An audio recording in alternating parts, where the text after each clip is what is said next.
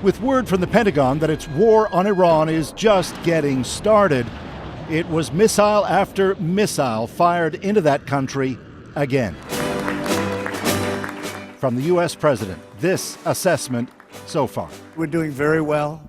Somebody said, how would you score it from 0 to 10? I said I'd give it a 12 to a 15. Adding a bit later, and right now we're a country that's more respected than we've ever been respected before. Earlier, Donald Trump delivering a blunt message on social media. There will be no deal with Iran except unconditional surrender, he wrote, adding, after the selection of a great and acceptable leader, Iran will have a great future. Make Iran great again. On the term unconditional surrender, said his press secretary, what the president means is that when he, as commander-in-chief of the U.S. Armed Forces, determines that Iran no longer poses a threat to the United States of America and the goals of Operation Epic Fury has been fully realized, then Iran will essentially be in a place of unconditional surrender, whether they say it themselves or not.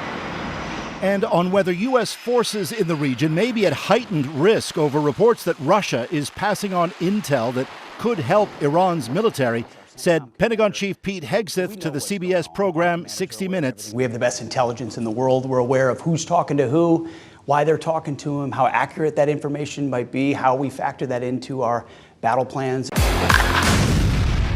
All of this as the White House dropped another wartime video on social media.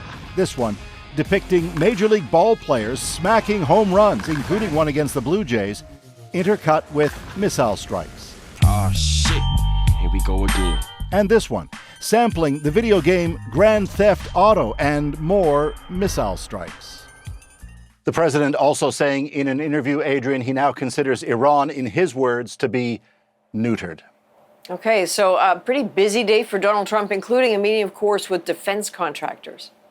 Yeah, in view of what's happening in Iran, the U.S. has been pushing some of its biggest military contractors to step up production of weapons systems. So big meeting on that today in the White House. Trump saying afterward, it was a very good meeting. And he says for what's known as exquisite class weaponry, the contractors have agreed to quadruple production and rapidly. Adrian.